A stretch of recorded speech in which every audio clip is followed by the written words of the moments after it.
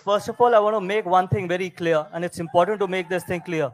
I did not make KKR successful. It was KKR that made me a successful leader.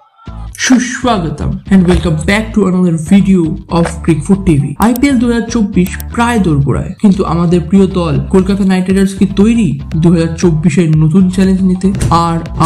আর কি তৈরি নতুন বছরে নতুন করে নিজেদের মেরে ধরতে? কোন কোন নতুন প্লেয়ার অ্যাড করলেন আমাদের সকলের প্রিয় জিজি? আসুন দেখে নেওয়া যাক আমার এই ছোট্ট ভিডিওতে। কিন্তু তার আগে please hit the subscribe button if you guys like my video.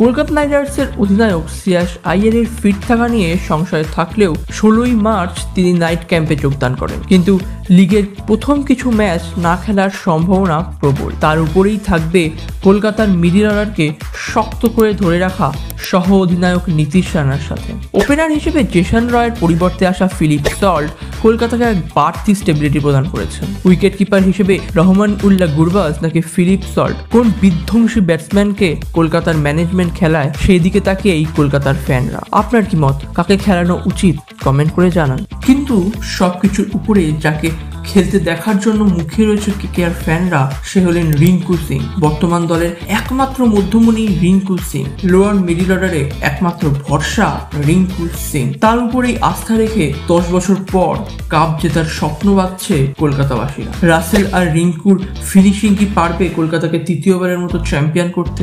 Allrounder section কলকাতার এবারে খুবই দুর্বল। এইবারে দলে প্রপার অলরাউন্ডার মাত্র একজন, আন্দ্রে রাসেল ছাড়া আর কাউকেই দেখা যাচ্ছে না যাকে কলকাতার ম্যানেজমেন্ট ভরসা করতে পারে। কিন্তু পিন শিটার হিসেবে নারী নেই ভরসা রাখতে চান আমাদের প্রিয় মেন্টর জিজি অর্থাৎ গৌতম গম্ভীর। সবচেয়ে বেশি যেইখানে টাকা খরচ করেছে কেকেআর তা হলো বোলিং, কারণ গৌতম গম্ভীর মনে করেন একটি শক্ত ব্যাটিং লাইন আপ দলকে ম্যাচ জেতাতে পারে, কিন্তু strong bowling line up tournament জেতায়। তাই হয়তো 9 বছর পরে 24 কোটি টাকা দিয়ে মিচেল স্টার্ককে দলে এনেছেন গম্ভীর। কিন্তু আইপিএল এর পূর্ণ রেকর্ড হিসেবে হাই প্রাইস প্লেয়ারদের পারফরমেন্স খুবই শোচনীয়, কিন্তু স্টার্ক কি পারবে সেই ট্রেন্ডকে ভেঙে নতুন করে কিছু করতে? এছাড়া নারিন এবং গরিনের মিষ্টি স্পিন তো রয়েইছে, এবং ইম্প্যাক্ট প্লেয়ার হিসেবে সুয়াস শর্মা এবং ভেঙ্কটেশ আইয়ার নিজের কাজ করতে পারেন। এবার দেখার ক্রিকেটের মক্কা অর্থাৎ ইডেনের পিচ কিরকম হতে পারে। স্পিনিং ট্র্যাকই অনেকভাবে সাহায্য করতে পারে কলকাতাকে। 23 এপ্রিল